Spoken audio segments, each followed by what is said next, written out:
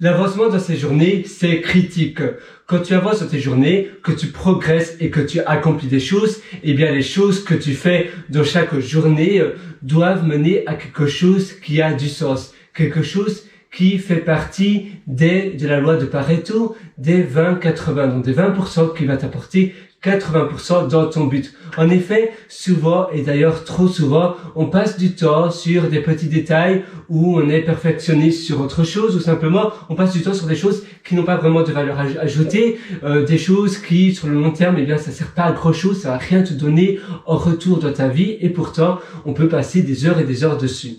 Quand tu as un système de planning où tu vas planifier ta semaine à l'avance. Tu peux faire cela en sprint, tu peux aussi avoir des donc des rétrospectives. Ça rejoint le principe de, je ne sais pas si tu connais, mais Kanban et c'est Scrum, tu sais, la méthodologie Scrum, agile.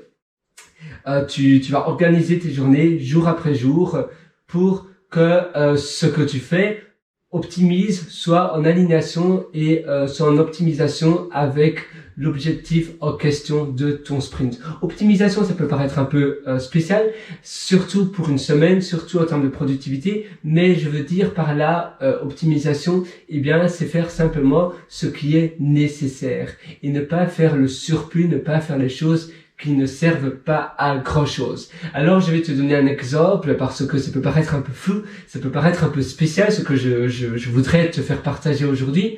Mais aujourd'hui, c'est le début de mon sprint et j'ai planifié finalement mon sprint pour, comme objectif final, ça soit par exemple 20 000 visiteurs sur ma chaîne YouTube, sur un site en question, sur ma startup ou bien la délivraison d'une feature, donc d'une fonctionnalité pour mon produit.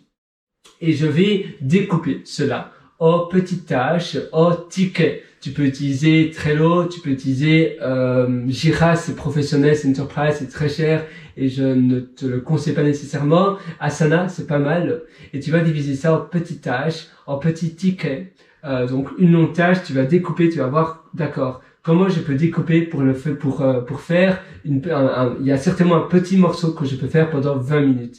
Et tu vas découper toutes tes fonctionnalités. Par exemple, si c'est une fonctionnalité que tu voudrais ajouter à un produit, eh bien, peut-être que tu veux ajouter un espace membre, tu peux découper cela en la page de connexion, mais le design, la page d'inscription, le design. Et puis, un autre ticket pour la validation des données de l'utilisateur. Et puis après, un autre ticket pour la déconnexion. Et puis, pour le back-end, l'envoi des données vers une API, par exemple, si tu utilises le pattern API plus front-end, donc tu auras une API avec des différents endpoints, donc des différents endpoints, je sais pas comment tu dis ça en français, mais c'est, en gros, ce sont des URL où tu as une requête HTTP, POST, GET, etc.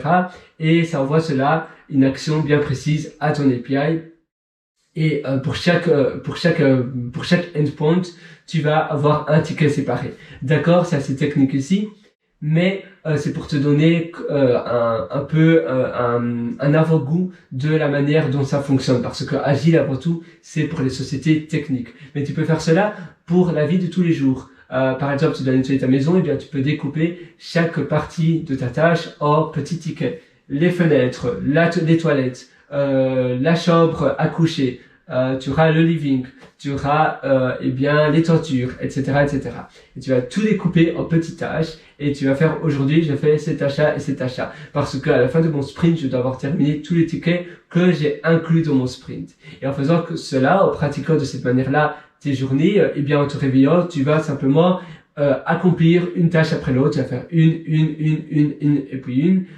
Et ainsi, tu vas pas perdre du temps à te demander, tiens, qu'est-ce que je dois faire? Il y aura pas des va-et-vient, on appelle en anglais, on dit back and forth. Donc tu vas pas toujours avoir je dois faire cela, puis tu vas aller à nouveau voir tes fonctionnalités, puis retourner ailleurs. Non, tu vas simplement faire une tâche. Et puis une fois que c'est fait, tu vas mettre la carte, le ticket dans la colonne fait, terminé, puis tu vas recommencer une autre, et puis tu vas recommencer une autre, et ainsi de suite. Et comme cela, tu vas accomplir ta journée beaucoup plus rapidement, et tu sais que tu dois avoir terminé cela en un sprint. Ça peut être un sprint de 2 semaines, de 3 semaines, d'une semaine même.